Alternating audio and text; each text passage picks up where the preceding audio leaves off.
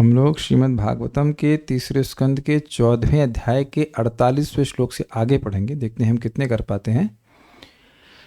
बात यहाँ पर प्रहलाद महाराज के गुणों की हो रही है। अभी प्रहलाद महाराज जन्म लिए नहीं हैं, लेकिन भविष्य में प्रहलाद महाराज होंगे और उनके गुणों का वर्णन कश्यप जी कर रहे हैं, क्योंकि वह दिति को बोल रहे कि दिति ने अनुताप आदि भी किया था। उसकी वजह से केवल उनके पुत्र असुर ही नहीं होंगे, उनके एक पुत्र के पुत्रों में से एक महान भक्त होगा। तो उनके गुणों के संबंध में यहाँ पे बात आई रुकी थी। यत् प्रसादादिदं विश्वं प्रसीदति यदात्मकं स स्वदृग् भगवान यस्य तोष्यते नन्यया यदृशः। यत् प्रसादाद, जिनकी कृपा से, इदम विश्वम, यह विश्व, प्रसीदति, प्रसन्न होता है। कैसा विश्व? यदात्मकम, जिसके परमात्मा, जिसके आत्मा भगवान हैं। स, वह भगवान, स्वदृक्, जो आत्म प्रकाश हैं, वैसे भगवान षडैश्वर्यपूर्ण, यस, जिसकी अर्थात जिन प्रहलाद की, अनन्या दृशा तोषते, अनन्य दृशा अर्थात बुद्धि से, उनकी बुद्धि में बस केवल एक ही बात थी कि सर्वत्र भगवान ही विद्यमान है। उस बुद्धि से वह प्रसन्न हो रहे, बहुत प्रसन्न थे। इस कारण से सभी लोग प्रहलाद महाराज से प्रसन्न थे। अब लिंक क्या था यहाँ पे? हाँ, तो अब यहाँ पे एक बात बता रहे हैं कि इस श्लोक से बता रहे हैं कि भगवान प्रहलाद महाराज से क्यों प्रसन्न थे। वैसे तो पिछले श्लोक में क्लियर था कि अनन्य भक्ति से, अनन्य बुद्धि से, अनन्य दृशा से प्रसन्न थे, लेकिन और उसको स्पष्ट कर रहे हैं कि प्रहलाद महाराज के वो कौन से गुण थे जिसकी वजह से भगवान उनसे अत्यधिक प्रसन्न थे। मेरे पीछे बोलिए। स वै महाभागवतो महात्मा महानुभावो महतां महिष्टः। स वै महाभागवतो महात्मा महानुभावो महतां महिष्ठः। स वै महाभागवतो महात्मा महानुभावो महतां महिष्टः। स वै महाभागवतो महात्मा महानुभावो महतां महिष्ठः। प्रवृद्ध भक्त्या हीनुभाविताशये निवेश्य वैकुंठमिमं विहास्यति। प्रवृद्ध भक्त्या हीनुभाविताशये निवेश्य वैकुंठम इमं विहास्यति। स वै महाभागवतो महात्मा महानुभावो महतां महिष्टः। स वै महाभागवतो महात्मा महानुभावो महतां महिष्ठः। प्रवृद्ध भक्त्या हीनुभाविताशये निवेश्य वैकुंठमिमं विहास्यति। प्रवृद्ध भक्त्या हीनुभाविताशये निवेश्य वैकुंठमिमं विहास्यति। स वै महाभागवतो महात्मा महानुभावो महतां महिष्ठः। स वै महाभागवतो महात्मा महानुभावो महतां महिष्टः। प्रवृद्ध भक्त्या हीनुभाविताशये निवेश्य वैकुंठमिमं विहास्यति। प्रवृद्ध भक्त्या हीनुभाविताशये निवेश्य वैकुंठमिमं विहास्यति। भगवान का सर्वोच्च भक्त विशाल बुद्धि तथा विशाल प्रभाव वाला होगा और महात्माओं में सबसे महान होगा। परिपक्व भक्ति योग के कारण वह निश्चय ही दिव्य भाव में स्थित होगा और इस संसार को छोड़ने पर वैकुंठ में प्रवेश करेगा। दैट लास्ट लाइन तो सबको समझ में आ ही रही है। किसी का पौत्र वैकुंठ जाएगा ये पहले ही निर्धारित कर दिया जाए तो कितना खुश होंगी दादी। दादी जी को बता रहे हैं ना, दीदी दादी को बता रहे हैं कि आपका पौत्र वैकुंठ जाएगा। बहुत बड़ी बात है कि उसका मतलब है कि बाकी सारे लोग भी जाएंगे आगे पीछे वाले। तो गुणों का वर्णन हो रहा है। महाभागवत, इसका अर्थ है सर्वोच्च भक्त। कुछ लोग न जानते होंगे। देखिए, भागवत मतलब भगवान का भक्त और महाभागवत मतलब उत्तम अधिकारी। महा मतलब उसका हृदय पूरी तरह शुद्ध है, उसमें कोई किसी प्रकार के कलमश नहीं रह गया। महात्मा मतलब उदार हृदय। क्यों उदार हृदय? संकीर्ण हृदय का लक्षण क्या है? लक्षण है राग और द्वेष। कुछ लोगों से प्रेम और कुछ लोगों से द्वेष। तो कुछ लोगों से प्रेम और कुछ लोगों से द्वेष। कुछ लोग उसके प्रेम के ब्रैकेट में आएंगे और कुछ लोग उसके द्वेष के ब्रैकेट में आएंगे। कुछ समझ रहे हैं लिमिट? इतने लोगों से हम प्रेम करेंगे, फोटो खींच लिया, इतने लोगों से हम प्रेम करेंगे और बाकी लोगों से हम द्वेष करेंगे। आप कुछ लोग बताओ मारे जी हमें मतलब नहीं। यही प्रहलाद महाराज प्रार्थना किए थे नरसिंह देव की से कि सारे के सारे ब्रह्मांड के जीवों को आप बिना भजन के वैकुंठ प्राप्त करा दीजिए। तो ये उदार हृदय है कि नहीं है? महा प्लस आत्मा, आत्मा मतलब मन यानी चित्त और महा मतलब महान। उनका मन या चित्त इतना बड़ा था कि उसमें भगवान आ गए थे। अगर आपको याद हो भगवद गीता का श्लोक, क्या श्लोक है महात्मा का? महात्मा नस्तु माम पार्थ देवीं प्रकृतिमाश्रितः भजन्ते अनन्य मनसो ज्ञात्वा भूतादिमव्ययम्। पिछले श्लोक में आया तो अनन्य दृशा। तो अनन्य भक्ति में जो लगते हैं उनको महात्मा भगवान स्वयं कह रहे हैं। महात्मा नस्तु माम पार्थ देवीं प्रकृतिमाश्रितः। महात्मा तो मेरी देवी प्रकृति श्रीमती राधा रानी के आश्रय में रहते हैं। क्या उनका लक्षण है? भजन्ते अनन्य मनसो, ना अन्य अनन्य, उनका कोई और अन्य उपास्य नहीं होता है। तो क्यों नहीं होता है? कहते हैं ज्ञात्वा भूतादिमव्ययम्, यह जानते हुए कि मैं ही सभी चीज़ों का स्रोत हूँ। उनकी मति भगवान में ही लगी रहती है, भगवान कृष्ण में लगी रहती है। तो ये है महात्मा का अर्थ। ये समझ लीजिए कि जो व्यक्ति भगवान की महिमा को समझ रहा है उसका मन बहुत बड़ा हो गया है, बहुत विशाल हो गया है। नहीं तो भगवान की महिमा समझ में नहीं आती है। उनको व्यक्ति निराकार मानता है या मनुष्य मानता है, जो संकीर्ण हृदय वाले होते हैं। अब दूसरा कहते हैं महाअनुभावा, विशाल प्रभाव था। क्या विशाल प्रभाव था उनका? इतना विशाल प्रभाव था कि टिफिन के समय स्कूल में थे षंड अमर्क पब्लिक स्कूल, पब्लिक स्कूल नहीं, षंड अमर्क दैत्य स्कूल। दैत्यों के लिए, असुरों के लिए जो स्कूल था, उसमें टिफिन ब्रेक होता है ना, टिफिन ब्रेक। टिफिन ब्रेक में जो प्रीचिंग की है वो भागवत में रखी गई। ऐसा प्रभाव।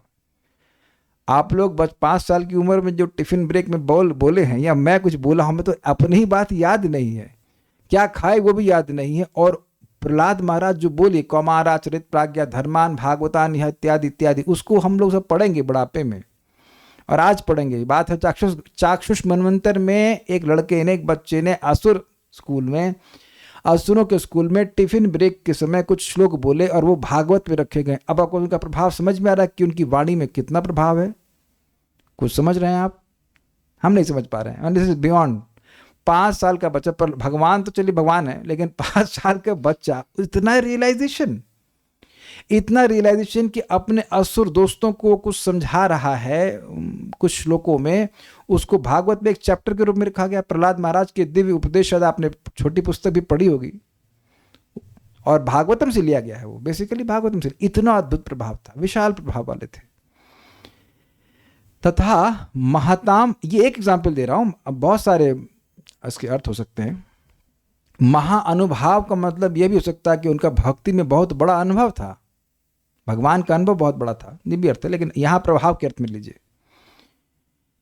और एक अद्भुत बात है कि जिन बच्चों की टीचिंग षंड अमर्क कर रहे थे, जो अत्यंत कैरिस्मेटिक प्रभावशाली थे और सब तिकड़म जानते थे डिप्लोमेसी की इत्यादि इत्यादि, वह भी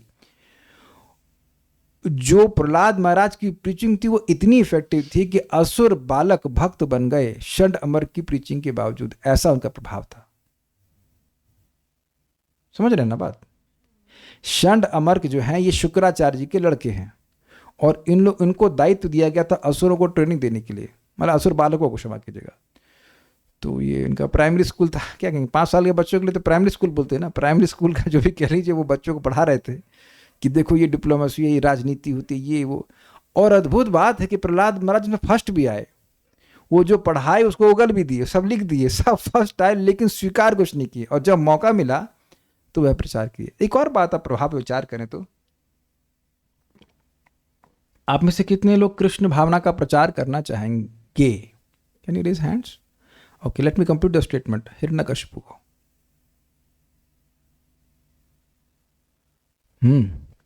कितने लोग हिरण्यकशिपु को प्रीचिंग करना चाहेंगे? हिरण्यकशिपु जान रहे हैं? रत्नेश प्रभु आप हिरण्यकशिपु को प्रीचिंग करना चाहेंगे, जाइए जाके पहले तालिबान को प्रीचिंग कीजिए। पहले तो सोचिए आप, मेरा प्रश्न को समझ ही नहीं रहा है। नारायणी माता जी, आप जाकर के प्रीचिंग कर पाएंगी तालिबान में या फिर हमास में? खतरनाक लोग। वह है अब हिरण्यकशिपु का कुछ भी नहीं है। तो हिरण्यकशिपु ऐसे देखता था ऊपर और सारे स्वर्ग के राजा डर, हालत खराब हो जाती थी, इतना खतरनाक था। ऐसे व्यक्ति के सामने निर्भीक होकर भगवान विष्णु के बारे में बोलना, जो भगवान विष्णु से हेट करता था, एकदम ये मानता रहा, ये मानता क्या, मानेगा ही भाई कि उसके बड़े भाई को मार दिया, हिरण्याक्ष को मार दिया, उसको मारना है मारना। तो ऐसे व्यक्ति के सामने विष्णु की प्रीचिंग, ये भी उनको अद्भुत प्रभाव, तो अद्भुत प्रभाव इन द सेंस कि उनकी निर्भीकता थी कि हिरण्यकशिपु के सामने भी वह भगवान की बात उनको बोले थे। और न सिर्फ ये कहे, बल्कि कहे कि हित्वात्म पापतम गृहमंद कूपम हरिम वनम गतो यद हरिमाश्रित, आप ये घर गृहस्थी छोड़ दीजिए, ये नरक का द्वार है, और आप जाइए वन में और हरि का आश्रय लीजिए। ओ तेरी, इतना गुस्सा हिरण्यकशिपु हुआ। ये उनका अद्भुत प्रभाव था कि कोई उनको मार ही नहीं सका। एक बड़ी सुंदर लाइन आती है, श्रीला जीव गोस्वामी जी भक्ति संदर्भ में कोट करते, संस्कृत तो मुझे याद है, अर्थ बड़ा अच्छा याद है। वहां प्रहलाद महाराज की युक्ति है कि मुझ में ये सामर्थ्य नहीं है कि मैं हाथी के दांत को रोक सकूं। हाथी के दांत से उनका शरीर फड़वाने का प्रयास किया गया था, लेकिन मेरा ये सामर्थ्य जरूर है कि मैं भगवान विष्णु का स्मरण कर सकूं। क्या ये महान प्रभाव नहीं है? मैं हाथी के दांत को रोक सकूं, हाथी का दांत नुकीला होता है, उसे भुकवाने का प्रयास किया जा रहा था। कह रहे कि मेरा ये सामर्थ्य नहीं है कि मैं हाथी के दांत को रोक सकूं, मैं पकड़ के रोक सकूं, अपने को बचा सकूं, लेकिन मेरा ये सामर्थ्य जरूर है कि मैं विष्णु का स्मरण कर सकूं। अब ये बताइए कि क्या ये भयंकर सामर्थ्य, भयंकर मतलब अद्भुत प्रभाव नहीं है? यहाँ छोटी छोटी बातों पे अब बताइए कितने लोग यहाँ अगर दो चार कुत्ते पीछे लग जाएं और भाव भाव करने लगे तो वह कृष्ण का स्मरण करेंगे। माता जी लोग, they are all fearless I think, नहीं? श्री लक्ष्मी माता जी कह रहे अच्छा आइए वृंदावन और आप जब बंदर पीछे लगेंगे 5-6, तब देखते हैं कितना स्मरण करेंगे, भागेंगे वहां से तड़ातड़। हम सभी लोग डर जाते हैं, क्या कर सकते हैं, डर ही जाते हैं। लेकिन प्रहलाद महाराज नहीं डरे। विचार कीजिए कि सर्जरी, भगवान न करे कभी किसी को सर्जरी टेबल पर बिना एनेस्थेसिया के कोई चाकू लेके सामने आए, स्कैल्पेल, तब कितना स्मरण करेंगे। अरे आप वो छोड़ दी, वो जो क्या कहते हैं सलाइन के लिए जो लगा रहे थे, वो क्या बोलते हैं, काई बोलते हैं, आईवी के लिए क्या लगाते हैं, वो जो भी होता है, कुछ होता है, सुई जैसी लगाते हैं। अरे हालत खराब हो जाती है। वैसे खैर वहाँ तो हरे कृष्णा कर रहे थे हम जोर जोर से, लेकिन बड़ा फ्राइटनिंग होता है। तो यहाँ just try to be in that situation कि भाई हाथी दांत लेके मारने आ रहा है, तब कैसे विष्णु का स्मरण करेगा कोई व्यक्ति? हाँ, महताम महिष्ठ, न सिर्फ महात्मा थे बल्कि महात्माओं से पूजित थे। मतलब बहुत से महात्मा हो सकते हैं, लेकिन वो ऐसे महात्मा थे कि अन्य महात्मा भी उनका पूजन करते थे। स वै, वे प्रहलाद जी प्रवृद्ध भक्त्या, वृद्ध मतलब कहेंगे बूढ़ा, और वृद्धि का मतलब बूढ़ी। क्यों? माइक में बताइए, रुके थोड़ा मजाक करते हैं, देखिए हिंदी जानती नहीं, बोलिए। वृद्ध मतलब, हाँ बोलिए बूढ़ा, और वृद्धि मतलब बूढ़ी नहीं, जो वृद्धि को प्राप्त हो रहा हो, जो वृद्ध हो मुझे रहा हो। पता था, इसीलिए मैं घुमाया शब्दों को। देखिए वृद्ध मतलब हमेशा बुढ़ा नहीं होता है, वयोवृद्ध कहा जाएगा उसको, है कि नहीं? सामान्यतः शब्दों को हम हल्का मतलब नॉर्मल अर्थ लेते हैं। वयोवृद्ध मतलब, वय मतलब उम्र, जिसकी उम्र बढ़ी हुई हो, वृद्ध मतलब बढ़ा हुआ, है कि नहीं? मैं जानबूझ के पूछा था क्योंकि वृद्ध का आप समान अर्थ लेंगे, बढ़ा हुआ, तो बूढ़ी वृद्ध भक्ति नहीं। प्रवृद्ध मतलब प्रकृष्ट ना, वृद्ध जो अच्छे से बढ़ी हुई थी। अच्छे से हुई बढ़ी का मतलब क्या हुआ? माइक पे बताइए, भक्ति कहां तक बढ़ती है? उसके बढ़ने की कोई सीमा नहीं होती। Not exactly, yes you are correct, but भक्ति की स्टेजेस याद है आपको? भक्ति की शुरुआत कहां से होती है? अनर्थ निवृत्ति से शुरुआत होती है। वेदवादिनी कहना है कि ये वेदों का वचन है कि सीधे अनर्थ निवृत्ति से शुरू कर दिया भाई। आपकी सीधे अनर्थ निवृत्ति से शुरू हो गई थी। श्रद्धा से शुरू होती है, श्रद्धा, उसके बाद तो अनर्थ निवृत्ति, साधु संग। अब याद आ रहा है, अरे अरे हाँ, साधु संग, श्रद्धा, साधु संग, फिर अनर्थ निवृत्ति, उसके बाद निष्ठा, फिर उसके बाद रुचि, आसक्ति, भाव और प्रेम। तो प्रेम की अवस्था में थे ये। Is it okay? इतनी बड़ी हुई थी। ही मतलब भक्ति से निश्चित, भक्त्या ही मतलब भक्ति से निश्चित ही अनुभावित। ये बड़ा अच्छा शब्द है। अनुभावित के दो अर्थ लिए गए हैं। एक अर्थ है शोधित, जो इनका हृदय पूरी तरह बड़ी हुई भक्ति से शोधित हो गया। इसको अर्थ समझिए, बड़ा मजेदार है। आज सुबह भी समझा रहा था, फिर समझाता हूं। देखिए, भगवान श्री कृष्ण इस बात को बोलते हैं 11वें स्कंद में, जैसे सोने को आप साबुन से नहीं धो सकते हैं। सोने को जब तपाया जाता है तो वो अपने आप गंदगी छोड़ देता है। ये सूत्र पकड़िए, जब सोने को तपाया जाता है तो वो गंदगी अपने आप छोड़ देता है, अलग से प्रयास नहीं करना पड़ता है। उसी तरह जब जीव को भक्ति की तपस्या कराई जाती है, यानी नाम जप कराया जाता है, भगवान की कथा सुनाई जाती है, सुनता है वो, तो उसके हृदय के कलमश अपने आप नष्ट हो जाते, अपने आप खत्म हो जाते, बाहर निकल जाते। क्या ये क्लियर हो रहा है? सारी बात समझ में आ रही है? तो अनुभावित का मतलब है कि भक्ति, मतलब जो उनकी भक्ति बढ़ी। कैसे बढ़ी? भक्ति कैसे बढ़ती है? भक्ति कैसे बढ़ती है? भक्ति करने से, सिंपल। भक्त्या संजातया भक्ति, भक्त्या भक्ति करने से भक्ति बढ़ती। तो प्रवृत्त भक्त्या मतलब भक्ति करते रहे, भक्ति करते रहे, भक्ति करते रहे, तो भक्ति इतनी बढ़ गई कि उनका हृदय अनुभावित हो गया, अर्थात परम शोधित हो गया, उसमें कोई कलमश नहीं रह गया। ये एक अर्थ है। अच्छा, एक दूसरा अर्थ क्या है? यहां कह रहे हैं भाव की अनुभाव दशा को प्राप्त। इसका मतलब क्या है? देखिए, अनुभाव एक अवस्था है भगवान के प्रेम की, जिसमें मतलब प्रेम की अतिशय बड़ी व्यवस्था, प्रेम के बहुत सारे स्टेज है, राग, अनुराग, अनुभाव, ऐसे करके बहुत सारे स्टेजेस। तो ऐसी अवस्था को प्राप्त किया। कहने का अर्थ है कि भगवान के प्रेम में जो अष्ट सात्विक विकारों का अनुभव किया जाता है, वह तभी होता है जब चित्त इस प्रकार से उस निर्गुण अवस्था को प्राप्त हो। भाव, जानते हैं कि भाव भक्ति के स्तर पर चित्त पूरी तरह से निर्गुण हो जाता है। शुद्ध सत्व विशेष आत्मा, शुद्ध प्रेम सूर्यांश अंशु भाक, यही अर्थ इसी तरह से डिफाइन किया कि भाव के स्तर जो है वह शुद्ध सत्व की वृत्ति है। उसमें जो साधक का चित्त है उसमें रजगुण, तमगुण, सत्वगुण कुछ नहीं रहता है, केवल शुद्ध सत्व रहता है। चैतन्य चरितामृत में से कोट किया गया है, भक्ति साम्य सिंधु का श्लोक है। शुद्ध सत्व विशेष आत्मा, शुद्ध सत्व के विशेष स्वरूप वाला वह चित्त हो जाता है। प्रेम सूर्यांश, प्रेम सूर्यांश अंशु भाग, ऐसे करके है कि प्रेम, भगवत प्रेम रूपी सूर्य की पहली किरण को भाव स्तर कहा जाता है। इसमें चित्त पूरी तरह से निर्गुण हो जाता है।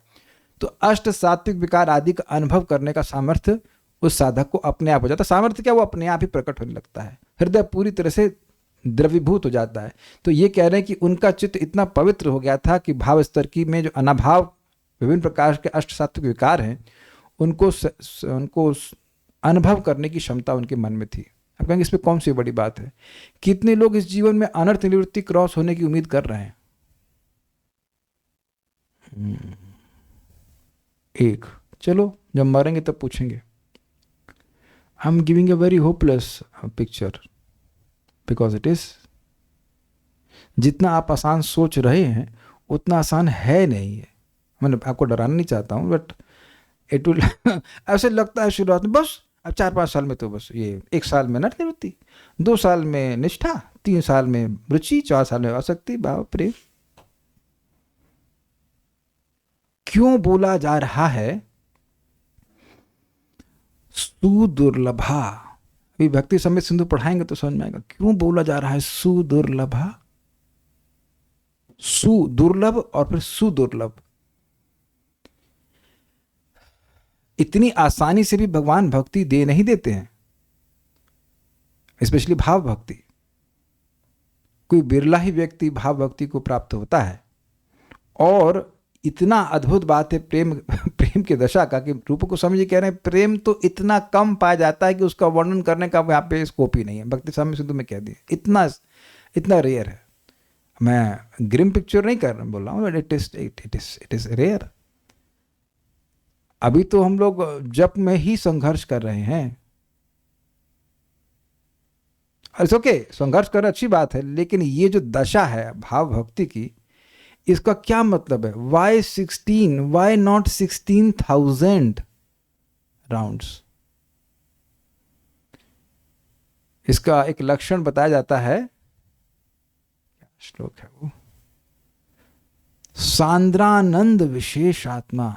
ऐसा सुख इस भाव भक्ति में मिलता है, ऐसे कहते हैं कंडेंस्ड, सांद्र, सांद्र मतलब कंडेंस्ड, सांद्र आनंद, कंडेंस्ड ब्लिस, और वैसे भी विशेष आत्मा। अब इसका वर्णन नहीं कर सकते हैं, इसलिए कह रहे विशेष, एक विशेष सुख जो कंडेंस्ड ब्लिस है, जो ब्रह्मानंद है, वह भी भाव भक्ति के आगे कुछ नहीं है। क्या क्या तुलना की जा रही है कि जो भाव भक्ति का सुख है वह सागर के समान है, प्रेम भक्ति की तो बात ही नहीं कर रहे हैं, और वह इतना सुख है, और जो ब्रह्मानंद का सुख है, जो मोक्ष का सुख है, वह एक बूंद के बराबर है।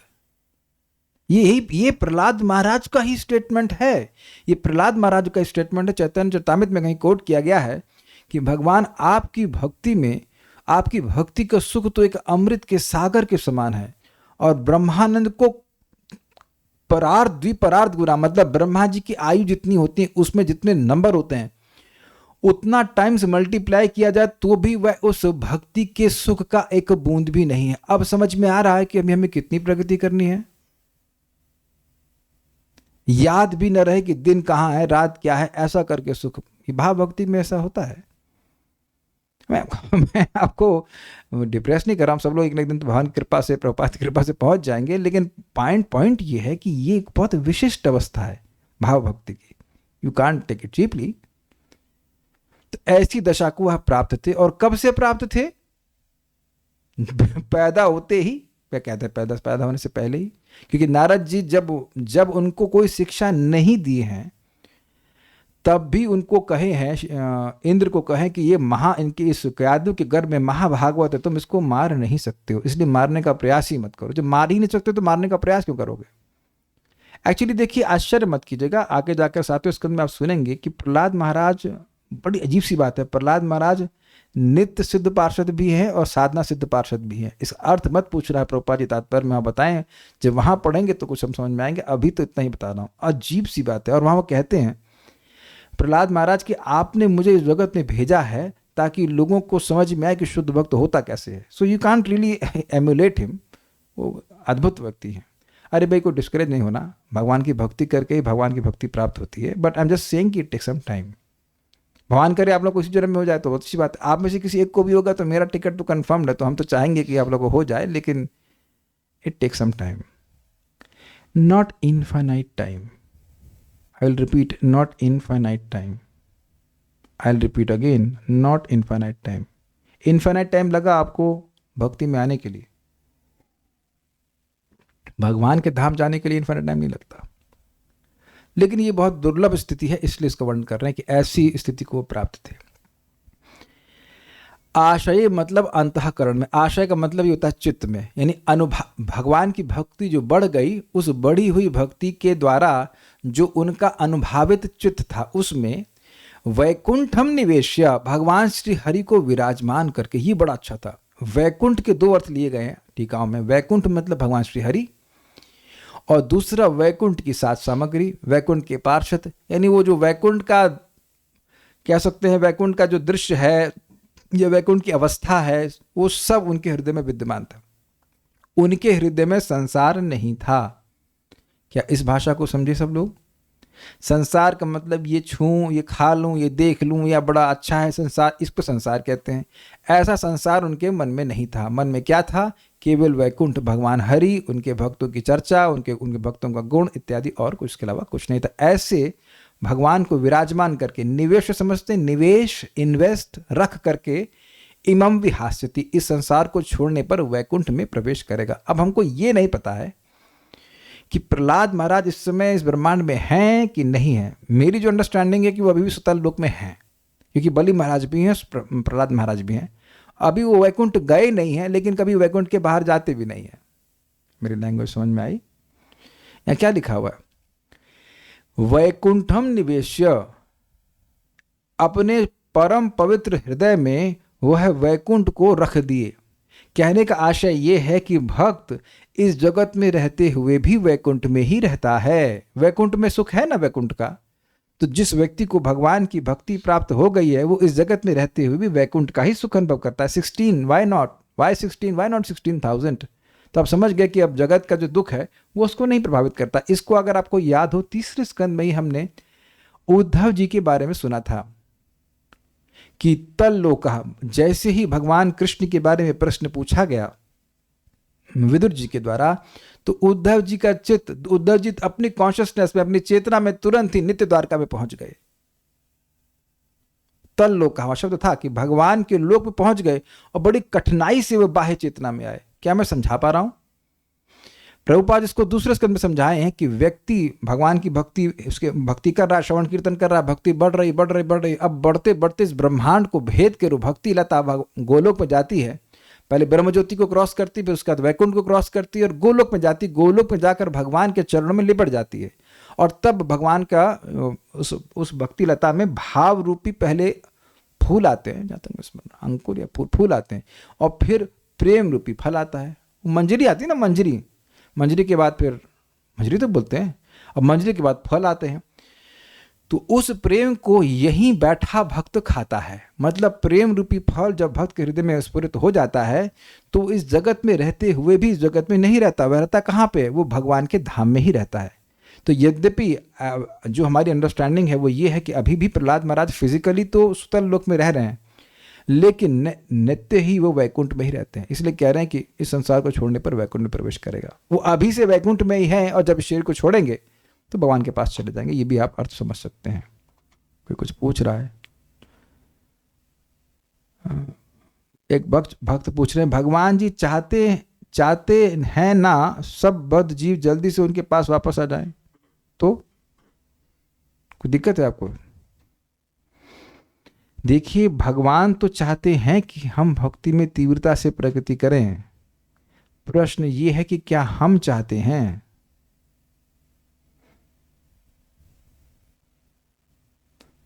दैट्स अ बिग क्वेश्चन, नहीं? चाहत की कमी हमारी तरफ से है, अगर है तो। भगवान की तरफ से कोई कमी नहीं है। जितनी बार भी हम नॉन भक्ति वाला कार्य करते हैं तो भगवान बोलते हैं करने के लिए। भगवान कौन से चैप्टर में बोले हैं गीता के, भक्ति के कार्य छोड़ दो? तुंगविद्या माता जी, आपने कहीं पढ़ा है? आप तो गीता में पंडित हैं, नहीं जानते? नहीं पढ़ी? पूरा पढ़ लिए? अभी चाहिए नई बच्ची है। सुषमा माता जी, आपने तो शब्द अच्छा कर रखा, शास्त्री वास्त्री पढ़ रखा होगा आपने, है कि नहीं? तो आप बताइए कि भगवत गीता में, भागवत में भगवान कहाँ कहते कि माया को स्वीकार करो? तो अब आप ये बताइए कि भगवान तो कहीं नहीं कह रहे हैं कि माया को स्वीकार करो, तो कह रहे माया को छोड़ो, मेरे पास आओ। और फिर आप ऐसा आरोप क्यों लगा रहे हो भगवान पे कि भगवान नहीं चाहते हो? भगवान तो चाहते हैं। स वै महाभागवतो महात्मा। स वै यानी कि प्रहलाद निश्चित ही महाभागवत थे। इसमें संदेह नहीं करना कि वो महाभागवत होंगे। मतलब ये मत सोचना कि वो क्या कहते हैं उसको, कनिष्ठ या मध्यम, सीधे महाभागवत। महात्मा, उदार हृदय वाले होंगे, महानुभाव, महाप्रभाव वाले होंगे, महताम महिष्ठा, महान लोगों के द्वारा भी पूजित होंगे। और प्रवृद्ध भक्त्या ही अनुभाविताशय, अपनी बढ़ी हुई भक्ति से जिनका आशय, इनका चित्त पूरी तरह हृदय अनुभावित अर्थात शुद्ध हो जाएगा या अनुभाव की अवस्था को अनुभव करने में समर्थ हो जाएगा, उसमें इमं वैकुंठ निवेश अर्थात भगवान श्री हरि को निवेशित करके, विराजमान कर, इमं विहासत, इस जगत को त्याग देंगे। ओके, श्रीधरी स वै इत्यादि श्लोक में श्री भगवान के संतोष का कारण बतलाया गया है। पिछले श्लोक में कहा गया था कि भगवान संतुष्ट हैं। तो क्यों संतुष्ट हैं? उनके गुणों के कारण। महात्मा अर्थात अपरिच्छिन्न दृष्टि। ये समझे? मैंने आपको समझाया था, उदार हृदय कहा गया है। परिच्छिन्न दृष्टि मतलब लिमिटेड दृष्टि, ये लोग मेरे प्रिय हैं और ये लोग मेरे प्रिय नहीं हैं। अपरिच्छिन्न दृष्टि क्या हो गया? ऐसा कोई नहीं है जो मुझे प्रिय ना हो, क्योंकि भगवान के सभी अंश हैं। ये उनकी ऐसी दृष्टि थी। स्थावर जंगम देखे न देखे तार मूर्ति, सर्वत्र होय तार इष्ट देव स्फूर्ति। अब समझ में आया अपरिच्छिन्न दृष्टि का मतलब? वो स्थावर देख रहे हैं, जंगम देख रहे हैं, लेकिन उनको भगवान की ही स्फूर्ति हो रही है। ऐसी दृष्टि उनकी थी, इसलिए कह रहे महात्मा। क्लियर? ओके। महानुभाव अर्थात वह महाप्रभावशाली होगा। इसको मैंने व्याख्या करने का प्रयास कर दिया। महताम महिष्ठ अर्थात वह महानुभ भी अत्यंत महान होगा। समृद्ध भक्ति के कारण, समृद्ध मतलब जो बहुत बड़ी हुई भक्ति, प्रवृत्त भक्ति के द्वारा अनुभावित आशय अर्थात शोधित चित्त में, शोधित समझते हैं शुद्ध हुआ हो, जो पवित्र हुआ चित्त में, वैकुंठम अर्थात श्री भगवान हरि को स्थापित करके वह विहास्यति अर्थात देहादि के अभिमान का परित्याग कर देगा। ये समझिए, बड़ा अच्छा बात थी। देखिए, विहास्यति शब्द प्रेजेंट में है। सह पठती, वह पढ़ता है, पढ़ेगा ऐसा नहीं है। विहास्यति मतलब वो त्याग देता है, ऐसे कह रहे हैं। अर्थात उनके चित्त में नित्य भगवान हरि ही विराजमान रहेंगे। उनके मन में ये भावना कभी नहीं आएगी कि मैं यह देह हूं। जब भी हमसे कोई गलती भक्ति में होती है तो सबसे पहले क्या होता है? मिथ्याभिमान कि मैं ये देह हूं। तो उस समय निश्चित सी बात है कि वहां भगवान गायब हो गए, भगवान नहीं है उस समय, उस अवस्था में। तो इनके हृदय में इतना उन्होंने हृदय को शुद्ध कर लिया कि भगवान उनके हृदय से जाते ही नहीं है। तो इसका उदाहरण दिया गया है शास्त्र में कि देखिए, आप इस जगत में कहीं किसी स्थान में जा सकते हैं जो वाटर प्रूफ हो, है? यस। किसी स्थान में जा सकते हैं जहां पे इवन एयर प्रूफ हो, हवा भी ना हो ऐसा भी हो सकता है, और जल ना हो ऐसा भी हो सकता है, गर्मी ना हो ऐसा भी हो सकता है, लेकिन आकाश प्रूफ हो ऐसा कोई स्थान नहीं है। तो जैसे कहीं पे भी आप जाएंगे तो आकाश रहेगा ना। आकाश मतलब मैं ऊपर के स्काई की बात नहीं कर रहा, आकाश मतलब स्पेस, ये क्लियर होना चाहिए। तो जैसे आकाश व्यक्ति कहीं पे भी जाए आकाश विद्यमान रहता ही है, ऐसे भक्त के जिस भक्त का हृदय पवित्र हो गया है उसके संग भगवान नित्य ही विराजमान रहते हैं, बैठे रहते हैं उसके हृदय में। ऐसा उनका हृदय हो गया था।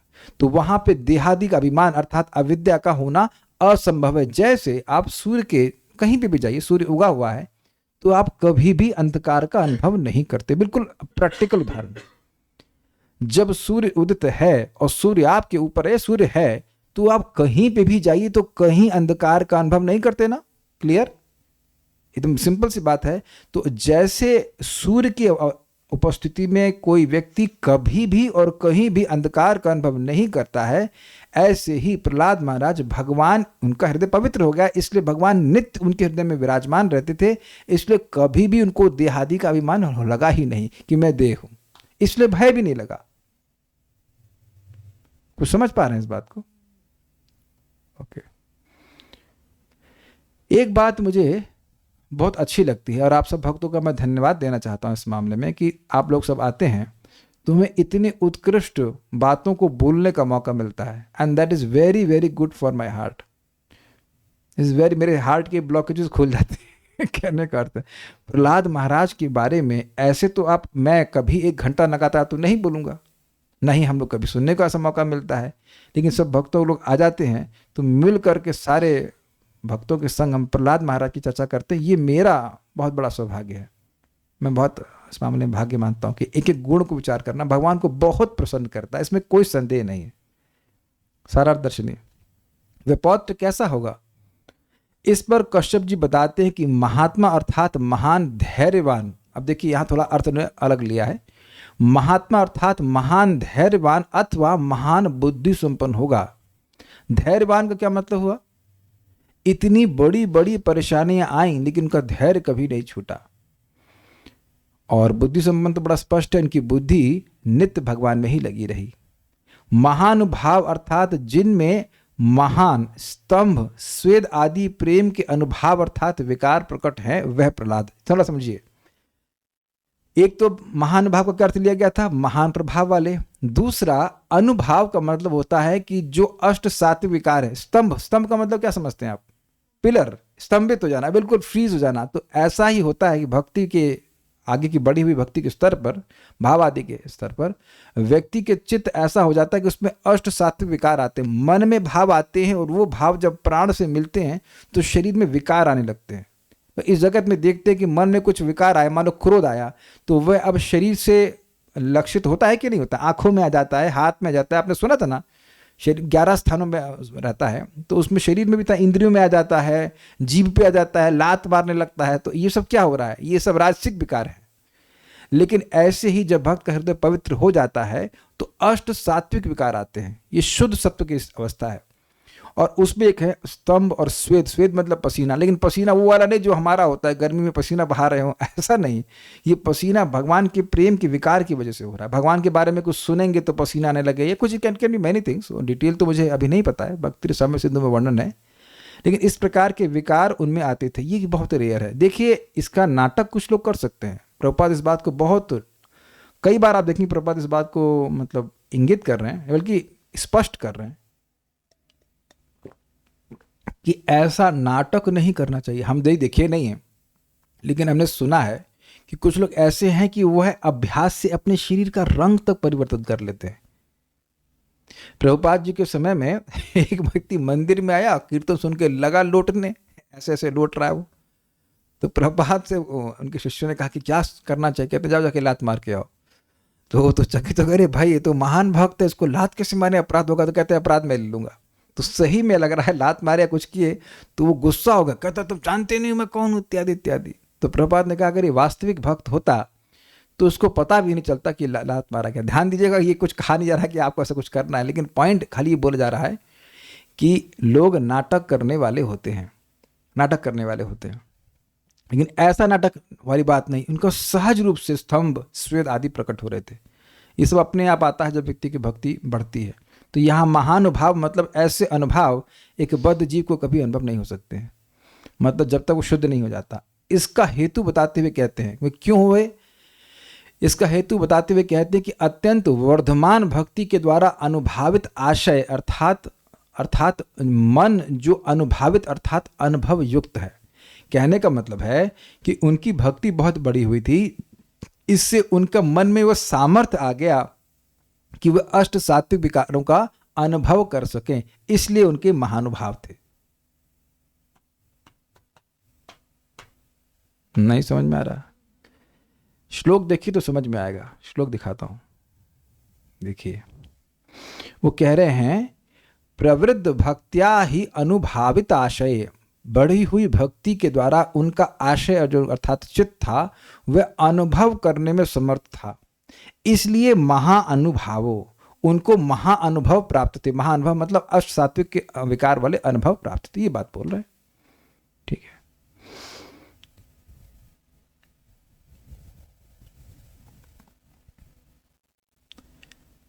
उस मन में वैकुंठ का अर्थात भगवान श्री हरि अथवा वैकुंठ में स्थित सभी वस्तुओं को स्थापित करके इमं विहास्यति अर्थात इस माया से निर्मित संसार को त्याग देंगे। अब पहली बात तो कुछ समझ में आ रही है कि भगवान को हृदय में रखें, दूसरी बात तो नहीं समझ में आ रही है ना कि वैकुंठ की वस्तुओं को रखें। अच्छा, इस जगत में जब हम कहीं जा रहे होते हैं तो दो चीजों को अपने मन में रख सकते हैं, या तो वस्तु को या व्यक्ति को। स्वीकार्य है, अरे नया आईफोन आया है वो चाहिए या मतलब मेरे पास नहीं है लेकिन लोगों के संग मन में होता है वो नई कार आई है, बंगला चाहिए, या अरे वो लड़की चाहिए, वो लड़का चाहिए, किसी को पुत्र चाहिए, किसी को नौकरी चाहिए। तो आप देख रहे हैं या तो किसी वस्तु क्या तो किसी व्यक्ति को अपने मन में टांग के चलते हैं और या फिर वस्तु को। क्या स्वीकार्य है सबको? इस बात नहीं स्वीकार्य है। अच्छा, आप लोग सब भगवान को लेकर चलते हैं, ठीक है, फिर तो नहीं समझ पा रहे होंगे, लेकिन आप समझ रहे हैं कि कहीं जा रहा है, अरे वो तकिया लेना है, ये करना है, वो करना है, तो इस जगत की ही वस्तुओं का स्मरण रहता है, ये चाहिए वो नहीं चाहिए, और या फिर किसी व्यक्ति का स्मरण रहता है, या तो दुश्मन का या दोस्त का। तो कह रहे हैं तो ये तो माया का ही, संसार का, जागतिक वस्तु का, जगत की वस्तु का ही स्मरण हुआ कि नहीं हुआ। लेकिन यहां प्रहलाद महाराज के बारे में करें वैकुंठ मतलब वैकुंठ भगवान श्री हरि का स्मरण कर रहे हैं, या वैकुंठ के पार्षदों का, वैकुंठ के पेड़ों का, वैकुंठ के गायों का जो वर्णन है सब उसका वह स्मरण कर रहे हैं। उनको इस जगत का कोई भान नहीं है, जगत की किसी वस्तु की कोई स्पृहा नहीं है। इसको हमने प्रथम स्कंद में नारद जी के केस में देखा। नारद जी कह रहे हैं कि पूरे जगत में भ्रमण किए, विमदः विमत्सरा, कोई मद कोई मत्सरता नहीं कि भाई किसी के पास बहुत ज्यादा है, कोई आकर्षण जगत में नहीं, जगत की कोई भी वस्तु उनके मन को खींचने वाली, अरे ये तो बड़ा अच्छा है, ऐसा मन में कोई भावना नहीं है, ऐसी कोई लालसा ही मन में नहीं आ रही। देखिए आप विचार करें, कभी कभी कोई व्यक्ति बहुत किसी चीज में एब्जॉर्ब होता है, अभिनिविष्ट रहता है, तो उसके आसपास क्या चल रहा है उसको नहीं समझ में आता, उसको ध्यान नहीं रहता है। किसी दिन भगवान करे कभी ना हो ऐसा, लेकिन आप मान लीजिए कभी बड़े परेशान हैं और कथा में आए तो कथा का अंश बहुत कम जाएगा, मन वहीं जाएगा, अरे उसने ऐसा कह दिया, वो ऐसा हो जाएगा, ऐसा हो जाएगा। तो मन जहां आसक्त होता है वही बातें चित्त में घूमती रहती है कि नहीं रहती हैं, बाहर कुछ भी होता रहे क्या फर्क पड़ रहा है। ये मत कहिएगा कि ऐसा कभी नहीं हुआ, ऐसा होता है। जब व्यक्ति का मन किसी चीज में बहुत आसक्त होता है तो बाह्य चीजों का अनुसंधान ही नहीं रहता। तो यहाँ ये कहना चाहते हैं कि उन्होंने माया से निर्मित संसार को त्याग दिया था, जगत की कोई वस्तु उनकी बुद्धि में प्रवेश ही नहीं कर रही थी, उनका मन पूरी तरह से भगवान में आसक्त था, भगवान के नाम रूप गुण लीला आदि में ही वह आसक्त था, ये कहते हैं। तो यद्यपि उस जगत में थे लेकिन जगत की कोई वस्तु उनके चित्त में नहीं प्रवेश कर रही थी, ये बात है तात्पर्य। भक्ति योग में इस दिव्य प्रगति की 3 अवस्थाएं हैं जिन्हें स्थायी भाव, अनुभाव तथा महाभाव कहा जाता है। निरंतर पूर्ण भगवत प्रेम स्थायी भाव कहलाता है, और जब यह किसी विशेष दिव्य संबंध में संपन्न किया जाता है तो अनुभाव कहलाता है। किंतु महाभाव की अवस्था भगवान की निजी आह्लादनी शक्ति के मध्य ही दृष्टिगोचर होती है। ऐसा समझा जाता है कि दिति का पौत्र अर्थात प्रहलाद महाराज निरंतर भगवान का ध्यान करेगा और उनके कार्यकलापों का बारंबार कथन करेगा। ध्यान में निरंतर व्यस्त रहने के कारण वह अपना भौतिक शरीर त्याग कर वैकुंठ लोक चला जाएगा। अब भी ऐसा ध्यान भगवान के नाम के कीर्तन तथा श्रवण द्वारा अधिक सुविधापूर्वक संपन्न किया जाता है। इस कलयुग के लिए इसकी विशेष रूप से संस्तुति की जाती है। प्रभुपाद ने समझाया है, देखिए स्थायी भाव का मतलब क्या होता है। जैसे एक मैं एग्जाम्पल दे रहा हूं, देखिए बात क्या है, स्थायी भाव मतलब हर जीव का भगवान से एक विशिष्ट संबंध है। तो जब उसको व्यक्ति जान ले कि भाई ये मेरा संबंध है, सखा का संबंध है कि ये संबंध है, वो जान, उसको स्थायी भाव कहते हैं। इतनी बात हमको अभी तक समझ में आई है, डिटेल तो भक्ति रसायन सिंधु पढ़ने में पढ़ के ही समझ में आएगा। उसके बाद आगे के स्तर हैं अनुभाव और महाभाव इत्यादि, वो सब बात अलग है। लेकिन मेन बात यह है कि इस स्तर पर व्यक्ति का चित्त पूरी तरह से निर्गुण हो जाता है और तभी वे अपने संबंध को भगवान से समझ पाता है। इतनी सी बात समझना चाहिए यहाँ इस लेवल पे। बाकी आप डिटेल हम नहीं जानते इसलिए हम और कुछ नहीं बोलेंगे, क्योंकि रिसर्च अभी करी नहीं, तो अनर्थ निवृत्ति से क्रॉस नहीं कर रहे हैं, तो भी क्या रिसर्च करना उसके पर। इतनी बात समझ में आती है कि जो फिक्स्ड संबंध है जीव का भगवान से उसको स्थायी भाव कहते हैं। ठीक है ना, ये बात बोल रहे हैं। हाँ, एक बात यहाँ प्रभुपाद कह रहे हैं कि कैसे उन्होंने प्रहलाद महाराज ने अपनी भक्ति बढ़ाई, भगवान का निरंतर स्मरण करते, बार बार भगवान का स्मरण करते तो उनसे उनकी भक्ति बढ़ जाती। ये हमारे काम की बात है। चैतन्य चरितामृत में बड़ा सुंदर वर्णन है कि जितनी बार, ध्यान से सुनना इस बात को भाई, जितनी बार जीव भगवान का स्मरण करता है, भगवान कृष्ण का या उनके भक्तों का, उतनी बार उसका जो सुप्त प्रेम है वह जागृत होने लगता है। तो समझ रहे हैं इस बात को। यद्यपि आपको एक दिन में नहीं लगेगा कि भगवान के प्रति प्रेम जागृत हुआ है, लेकिन जितनी बार नामोच्चारण कर रहे हैं, जितनी बार भगवान की कथा सुन रहे हैं, उतना ही प्रेम भगवान के प्रति बढ़ता जा रहा है। और उसका प्रमाण ये है कि व्यक्ति कथा सुने बिना रह नहीं पाएगा, नाम जप करे बिना रह नहीं पाएगा। ये सिम्टम्स अगर आने शुरू हो गए हैं तो निश्चित समझिए कि आप भगवान के प्रेम में आगे बढ़ रहे हैं। मैं फिर से रिपीट कर रहा हूं, यद्यपि आपको ऐसा महसूस नहीं होगा कि मुझे कुछ प्रेम मिला है या प्रेम बढ़ा है या मेरी भक्ति बढ़ी है, ऐसा लोग अनुभव करते हैं, लेकिन अगर मन में ये संकल्प भी नहीं उठ रहा है कि मैं जब छोड़ दूंगा या मैं कथा सुनना छोड़ दूंगी या छोड़ दूंगा, तो इसका मतलब है कि addiction has set into place. मतलब क्या मैं समझा पाया कि भाई भक्ति तो करनी है, भक्ति तो करनी है, तो ये दिखा भगवान की सेवा नहीं छोड़नी है, ये भावना अगर स्थिर हो गई है मन में भक्ति करके, तो समझ लीजिए कि ये लक्षण बिल्कुल स्पष्ट दिख रहे हैं कि अब आपकी निष्ठा की तरफ आप जा रहे हो, ये बिकमिंग फिक्स्ड। सिंपल, बहुत सिंपल है, कॉम्प्लिकेट तो ना, नहीं छोड़ रहे हैं। छोड़ने के कारण उपस्थित हो सकते हैं, लेकिन भक्ति नहीं छोड़ रहे हैं, तो ये दिखना चाहिए कि भगवान का प्रेम बढ़ रहा है। सिद्धांत तो ये कि जितनी बार आप कृष्ण बोल रहे हैं, unless you are committing offences, और अगर अपराध कर रहे हैं तो भी नामोच्चारण करिए, धीरे धीरे ठीक होगा। लेकिन अगर निरपराधिक रूप से जप कर रहा है तो नाम उच्चारण करने से उसका भगवान के प्रति प्रेम बढ़ने लगता है। कृष्ण मंत्र एत स्वभाव जेई जपे कृष्ण प्रति उपजाए भाव, प्रकट है, स्पष्ट है। मुझे कृष्ण की सेवा करनी है, कृष्ण को भोग लगाना है, कृष्ण की आरती करनी है, ये सभी भक्तों में कुछ ना कुछ मात्रा में हो ही रहा होगा। सुबह उठना है, भगवान की भक्ति करनी है, ये आपको नॉर्मल लग रहा है, लेकिन अपने सीन को चेंज कीजिए। जब भक्ति में नहीं थे तब भी ऐसा सोचते थे क्या? नहीं सोचते थे। तो यद्यपि नहीं लग रहा है कि प्रेम बढ़ रहा है, लेकिन प्रेम बढ़ रहा है। अब यहाँ कोई ऐसा ब्लड टेस्ट तो लिया नहीं जाएगा कि ब्लड टेस्ट करके बताते चलो हाँ भाई अब आपके प्रेम का जो लेवल है वो ये हो गया है, ऐसा तो नहीं कह सकते हैं। लेकिन ये जो मुख्य क्या कहते हैं रिजल्ट है वो इस तरह से है कि व्यक्ति भक्ति के प्रति और अधिक समर्पित होता जाता है। He wants to do more and more भक्ति।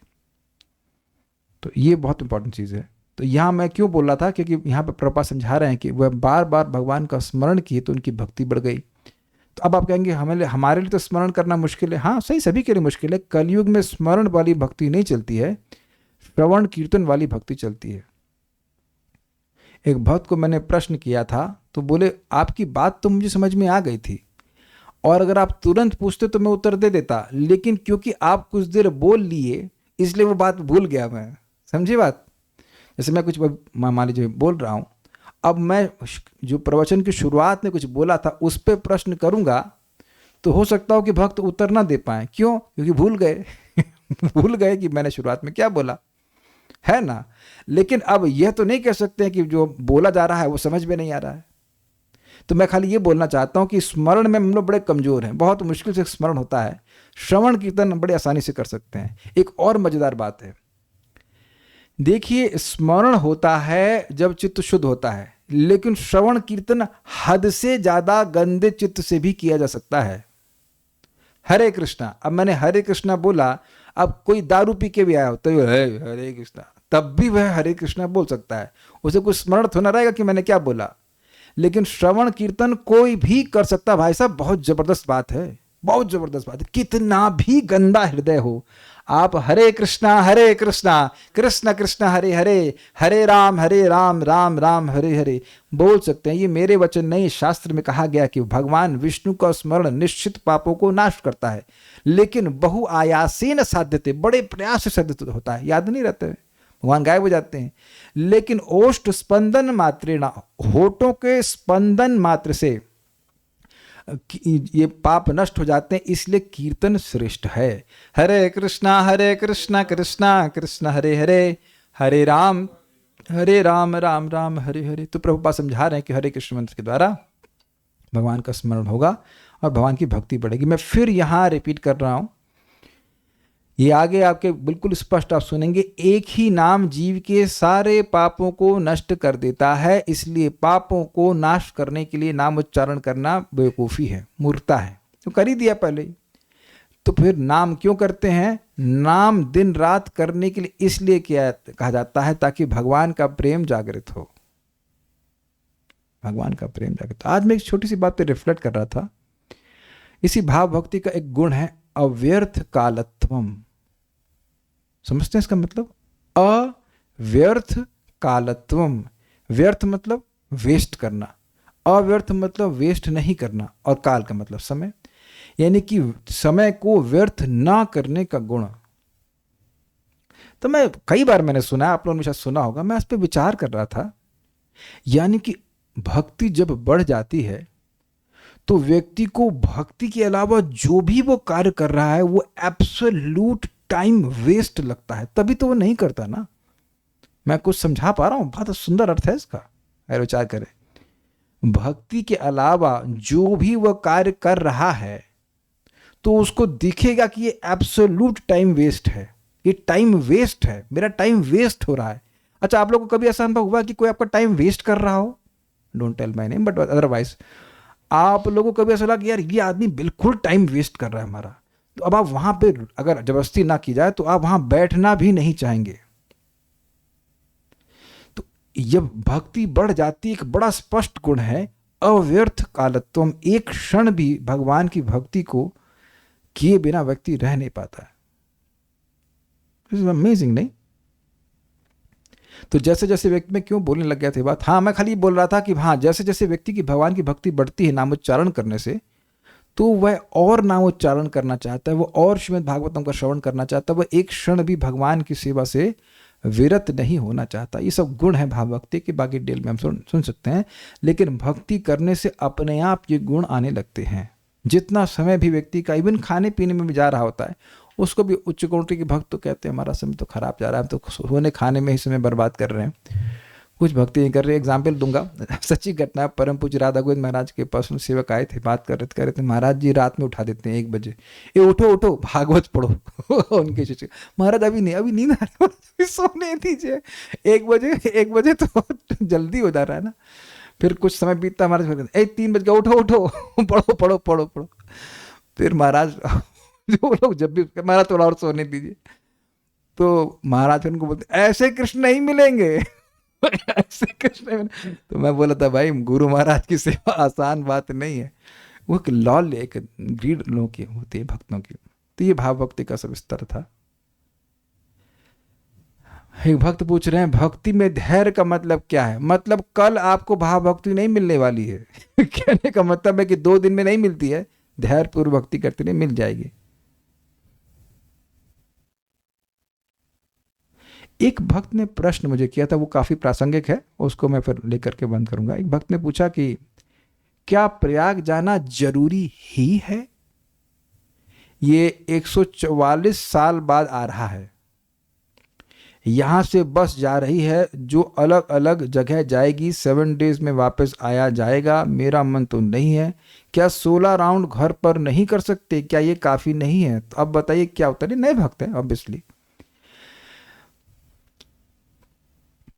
गोकोटिदानं ग्रहणे खगस्या प्रयाग गंगोदक कल्पवासम यज्ञायुतम मेरु सुवर्ण दानम गोविंद कीर्तेर्न समम शतांशहि। करोड़ों करोड़ों गायों को आप सूर्य ग्रहण के समय दान दें। और प्रयाग एक्सप्लिसिटली बोले, प्रयाग में 144 दिन नहीं, 144 साल बोल रहे, क्या बोले 144 साल बुझाना, 144 साल नहीं भाई साहब, ब्रह्मा जी के पूरे के दिन तक वास करें। और अब बड़े बड़े यज्ञों में आप ब्राह्मणों को मेरु पर्वत के समान दान दें, तब भी वह कृष्ण बोलने के 100वां अंश के बराबर भी नहीं है। तो एक बार बोल ही लेते हैं, हरे कृष्णा कृष्णा कृष्ण हरे हरे, हरे राम राम राम हरे हरे। तो देखिए, कुंभ में इस्कॉन का कैंप इसलिए नहीं लगता कि वहां पुण्य कमाना है, वो इसलिए जाते हैं कि बहुत सारे लोग आते हैं वहां पे, हम लोग खुद गए हैं, भक्त लोग खूब कीर्तन करते हैं, भगवान का प्रसाद वितरण करते हैं, ताकि उन लोगों को भगवान का नाम का संपर्क प्राप्त हो, कुछ पुस्तक वितरण हो। इसलिए ऐसा नहीं कि आप घर में बैठ के हरे कृष्ण मंत्र कर रहे हैं तो कोई कमी है, आराम से आप वहीं से भगवान के पास चले जाएंगे। भगवान के पास जाने के लिए कोई जरूरत नहीं, भगवान स्वयं ही आ गए हैं आपके पास। एक बात और याद दिला रहा हूँ, भूल जाते हैं, गंगा जी में 3.5 करोड़ गिना था ना, 3.5 करोड़ विद्यमान है तीर्थ, और वो गंगा जी भगवान के चरणों में विद्यमान है। तो वही भगवान नाम के रूप में कान से प्रवेश करते हैं, तो वो सारा पुण्य लेकर के चलते हैं। इसलिए व्यक्ति को किसी पुण्य कमाने के लिए कहीं जाने की अगर कोई कह रहा है, तो निश्चित बात है कि उस व्यक्ति को, मैं इस भक्त की बात नहीं कर रहा हूँ, जो व्यक्ति आपको बोल रहा है उसको नाम में कोई श्रद्धा नहीं है, वो पता ही नहीं उसके बारे में, नाम के बारे में। ये शास्त्र ही कह रहा है ना कि कुंभ में ये महिमा है, वो महिमा, तो वही शास्त्र कह रहा है कि अब कोई कुछ जाने की जरूरत नहीं है। अहो बत स्वपचतो गरियान यज्जिह्वा अग्रे वर्तते नाम तुभ्यम ते पुस्तपः जुहुनु सस्नुर आर्या ब्रह्मानुचुर नाम गृणन्ति ये ते। ओह, कितने आश्चर्य की बात है, क्या आश्चर्य की बात है। कुत्ता खाने वाला भी एक ब्राह्मण से भी श्रेष्ठ है। क्यों? अगर वह आपको प्रसन्न करने के लिए आपका नाम उच्चारण कर रहा है। ऐसा क्यों? तो क्योंकि नाम उच्चारण कर रहे हैं केवल जीव से, जीव के अग्रभाग पे नाम आ रहा है, तो उसने सारी नदियों में स्नान कर लिया है, सारे यज्ञ कर लिए हैं, सारी तपस्या कर ली है, और वेद को कई बार पढ़ लिया है। तो इसलिए पुण्य कमाने के लिए कहीं जाने की जरूरत नहीं है, वो पुण्य आपका भगवान के नाम उच्चारण से ही हो जाता है। ठीक है, so will stop here. Shrimad Bhagavatam की जय, श्रील प्रभुपाद की जय, निताई गौर प्रेमानंदे।